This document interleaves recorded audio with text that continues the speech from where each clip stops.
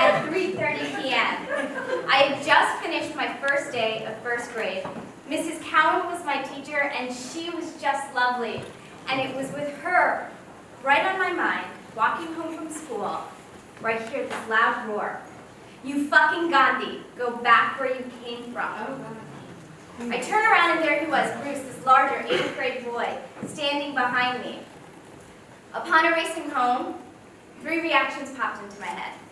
The first, we are not fans of Gandhi in our house. And for those of you who know his treatment of women, you would know why.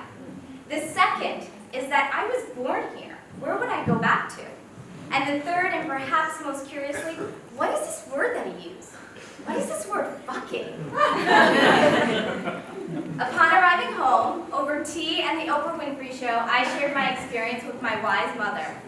Her reaction reaffirmed that 1, we are not Gandhiites, 2, that the United States is in fact my home, and 3, in 1979, there was a visceral community reaction to our family moving to Carteret, New Jersey, which frequently included the word fuck.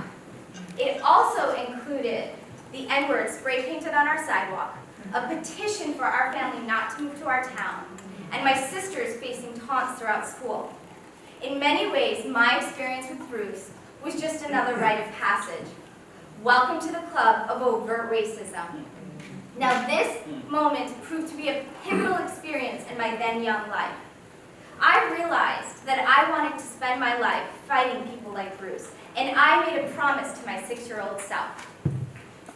I told myself that I would spend every day fighting for social justice, just like many of the people here in this room.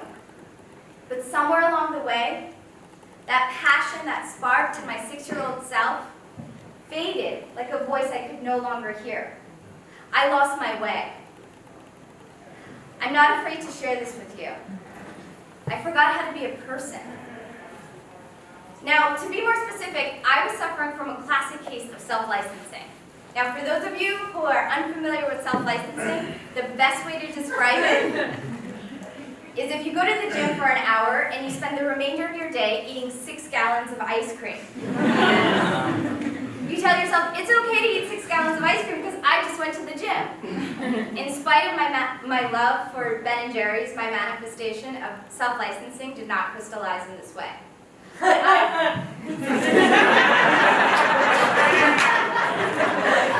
I thought, because I work for equity and social justice, that I didn't have to be polite, kind, or respectful.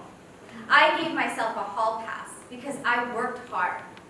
I sacrificed personal time, and I had a particular title. When self-licensing started to transcend into my personal life, my life started to disintegrate. I was losing my connection with my family, my friends, and my sense of self. It took years of multiple setbacks, failure, and isolation to help me find my way again. The last few months have been a journey, and this journey has included reconnecting with that promise that I made to my 6-year-old self, but it has also included recognizing the self-destructive behavior that has prevented me from building meaningful experiences. Now, I'm not standing here saying that self-licensing is in the past tense of my life. By no means am I preaching. But in order for me to recognize the self-destructive behavior that has prevented me from building meaningful experiences, I need to be engaged, curious, and open, and see the world for the complexity that it is. It's about making touch points matter, throwing out the skim milk and living in the full fat of cream.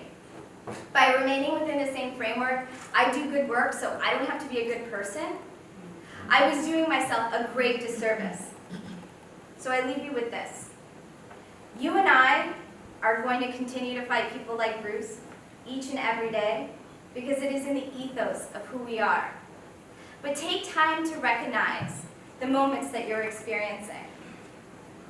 Self-licensing was my sin of choice, but each of us have blind spots. You are an important part of this progressive movement. And without you, without all of you, our movement cannot continue to live.